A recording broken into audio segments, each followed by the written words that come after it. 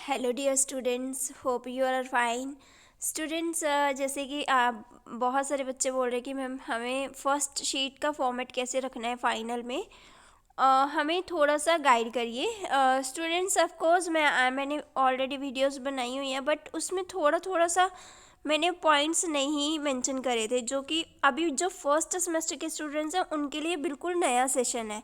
तो मैं उनको फर्स्ट शीट का फॉर्मेट विद आपको इंस्ट्रक्शंस, आपको एक एक पॉइंट क्लियर करने की कोशिश करती हूँ। अगर फिर भी आपका कोई पॉइंट रह जाए तो मुझे कमेंट में मेंशन कर देना, ठीक है स्टूडेंट्स। मैं नेक्स्ट वीडियो उन पॉइंट्स के ऊपर भी बना दूँगी। नेक्स्ट स्टूडेंट्स, जैसे कि सपोज मान लो कि बहुत सारे बच्चों के माइंड में क्वेश्चन आता है कि मैम हमें शीट्स जो है वो कहाँ से लेनी है। स्टूडेंट्स, शीट्स जो है A4 sheets, plain sheets, A4 sheet plain sheets, जो कि आप जिस पे आप फोटो कॉपी करवाते हो, ज़ीरोक्स करवाते हो, वो वाली शीट्स, ठीक है। प्लेन शीट्स यूज़ करनी है आपने, वाइट कलर की, बिल्कुल मतलब A4 शीट होनी चाहिए आपकी, ठीक है। और उसकी उन शीट्स के ऊपर आपने अगर लाइंस लगानी है, देखो आप मतलब कि आप अगर मार्जिन लगाते हो तो सिंपल सी बात है कि आप जैसे सपोज मान लो कि आप इस साइड पे मार्जिन लगाते हो, तो इस ऐसे मार्जिन लगाओगे, मतलब ये शीट आपकी डेक्लेरेशन, इस पे तो मार्जिन नहीं लगेगी, बट आप जब आंसर शीट मतलब कि आंसर लिख रहे हो तब आप मार्जिन लगाओगे, तो बस इतनी इतनी ही मार्जिन लगाना, वो भी पेंसिल के साथ लगाना, ताकि आपको जो है आपका जो कंटेंट है वो आ सके। मतलब अगर आप सपोज मान लो इतनी मार्जिन लगा देते हो तो स्टूडेंट्स बहुत कम शीट्स हैं 20 अकॉर्डिंग टू बड़े क्वेश्चंस के, बिकॉज आपको सब्जेक्टिव 5 क्वेश्चंस करने हैं, ठीक है। 10 आपको 8 मार्क्स के, एटलीस्ट 8 या 10 मार्क्स के क्वेश्चंस होंगे, जो कि आपको 5 क्वेश्चंस करने हैं। 8 क्वेश्चंस होंगे टोटल, 8 में से आपको 5 क्वेश्चंस करने हैं। तो वो सारे 5 क्वेश्चन बड़े बड़े क्वेश्चंस हैं, उनके लिए अगर आप 4 पेजेस भरते हो ना, फिल करते हो, बिकॉज आपका जो फर्स्ट शीट है ना, वो सिर्फ मतलब जो आपकी शीट्स है ना, वो आपने सिर्फ फ्रंट साइड ही यूज़ करनी है। जो मतलब कि आपकी शीट्स हैं उसमें से भी फर्स्ट शीट जो है आपकी, उसमें आप ये सब लिखोगे, ये सारा यहाँ तक, ये आपकी फर्स्ट शीट बनती है। ये मैं आपको क्लियरली बता देती हूँ, ये आपकी शीट नंबर 1 बनती है। यहाँ पे आप देखो, यहाँ पे लिखा है ना पेज नंबर 1/20, ऐसे ही आपने वो यहाँ पे मेंशन करना है 1/20। नेक्स्ट शीट पे जब लिखोगे उस पर 2/20, नेक्स्ट पे 3/20, ऐसे लिखोगे, ठीक है स्टूडेंट्स। अगर आप मतलब कि आपके माइंड में ये है कि आप कम शीट्स जो है वो लगाते हो, तो तब आपको वहाँ पे क्या लिखना है, तो मैंने आपको उसके लिए ट्रिक बताती हूँ। आपने सिर्फ अभी फ़िलहाल जब स्टार्ट करोगे 1 2 3 4 ही लिखना है। सपोज मान लो आपको पता चला कि आपने कुछ नहीं लिखना अभी फ़िलहाल, मतलब पहले, देन आपको जब आपका एग्ज़ाम हो जाएगा, बट आपको ये बात माइंड में रखनी है, जब आपका एग्ज़ाम हो जाएगा कि आपको यहाँ पे मेंशन करना है। सपोज मान लो कि आपने 16 शीट्स फिल करी हैं, तो 1/16 लिख देना, 2/16 लिख देना, 3/16 लिख देना, 4/16 लिख देना।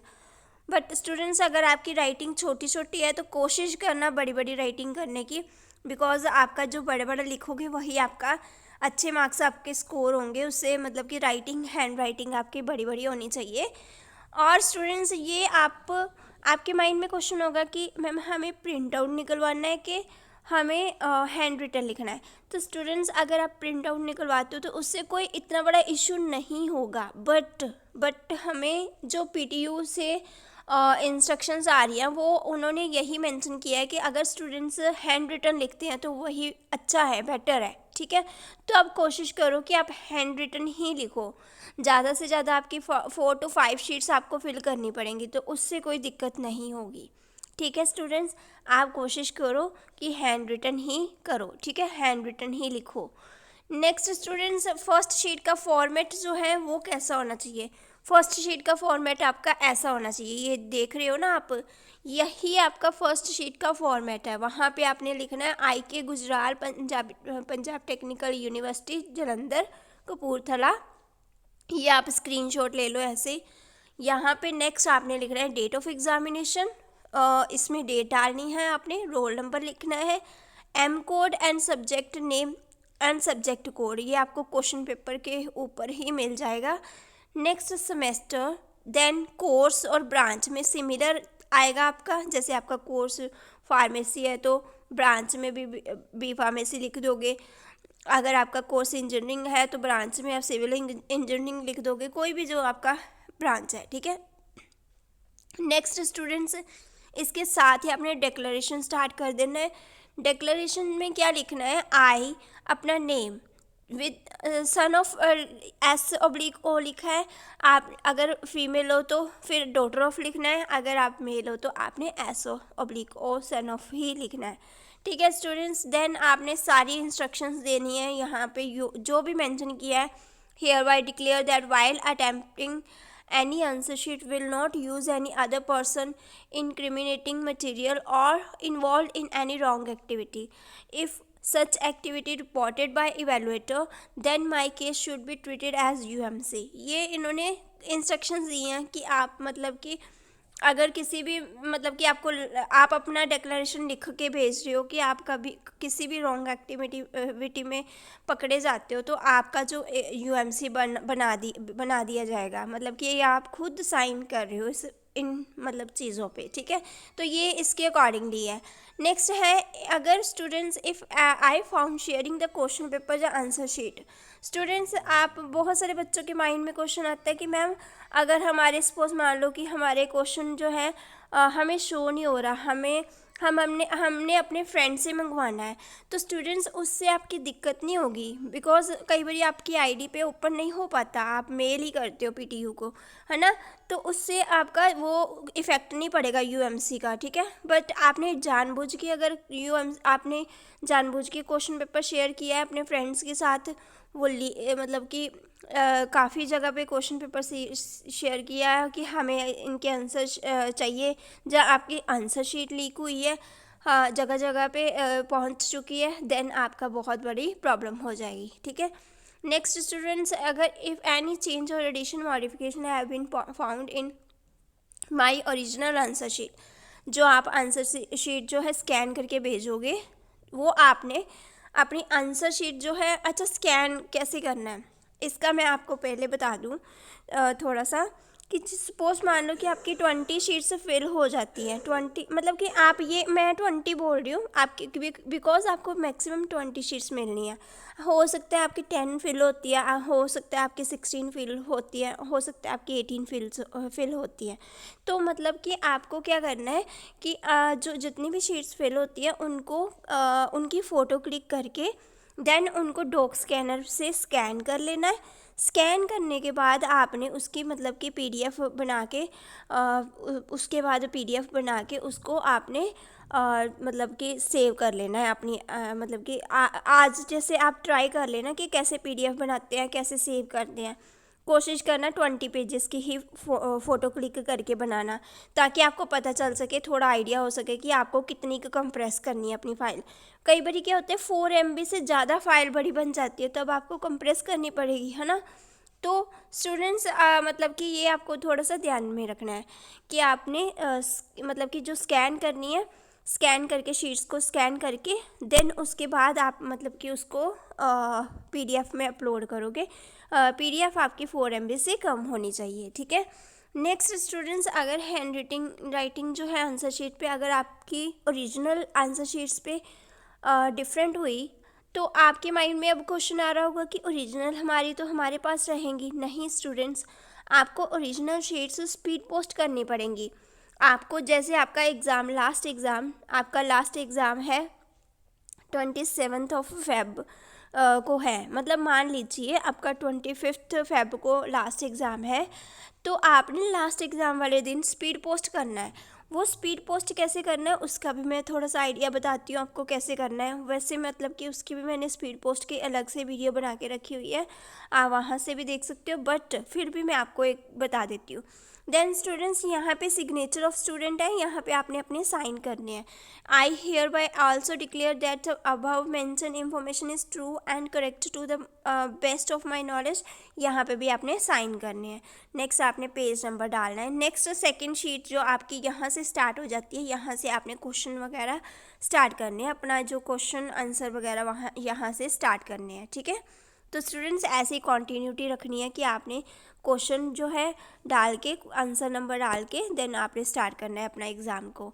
तो आपको अब बात आती है कि उसके बाद क्या क्या करना है। उसके बाद क्या क्या करना है, एक तो मैंने आपको इंस्ट्रक्शंस के अकॉर्डिंगली बता दिया कि ब्लैक पेन ही यूज़ करना है। क्वेश्चन पेपर आपको सब्जेक्टिव ही होगा, 8 क्वेश्चन ही आएंगे। A4 प्लेन शीट ही यूज़ करनी है और फ्रंट साइड ही यूज़ करनी है। 20 शीट्स मैक्सिमम शीट्स हैं आपकी। फर्स्ट शीट आपकी फिल होके देन 19 शीट्स बचती हैं आपके पास।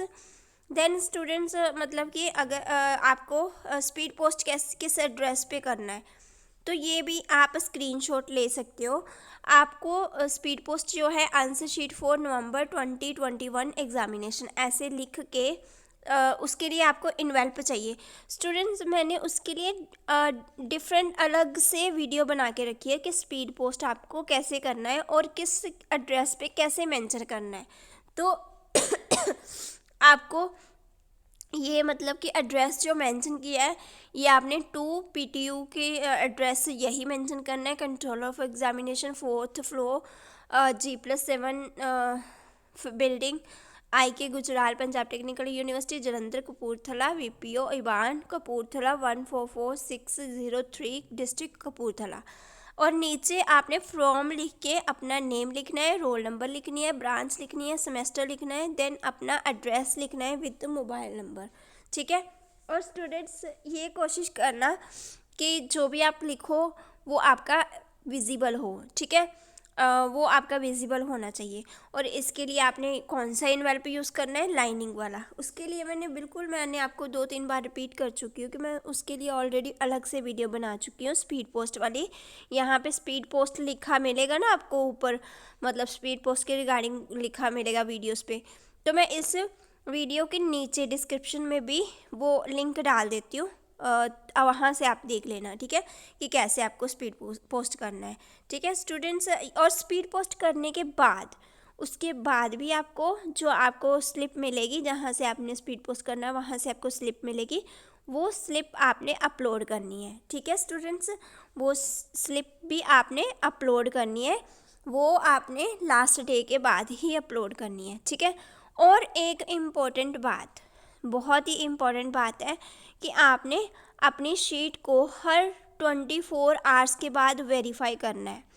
अब काफ़ी सारे स्टूडेंट्स बोल रहे होंगे कि मैम वेरीफाई कैसे करना है। आपने अपनी आईडी पे ही जाना है, वहीं पे आपको आपने जहाँ पे अपनी आंसर शीट अपलोड करी है वहाँ पे आपको ऑप्शन शो होगा वेरीफाइड शीट। वहाँ पे आपने क्लिक करके अपना प्रीव्यू करना है। अगर आपको शीट क्लियरली नज़र आ रही है देन वहाँ पे आपने ओके करके वेरीफाई पे क्लिक कर देना है। अगर आपको नहीं आ रही है देन आप नोट वेरीफाई लिख दोगे। ठीक है स्टूडेंट्स, ये बातों का आपने ध्यान रखना है।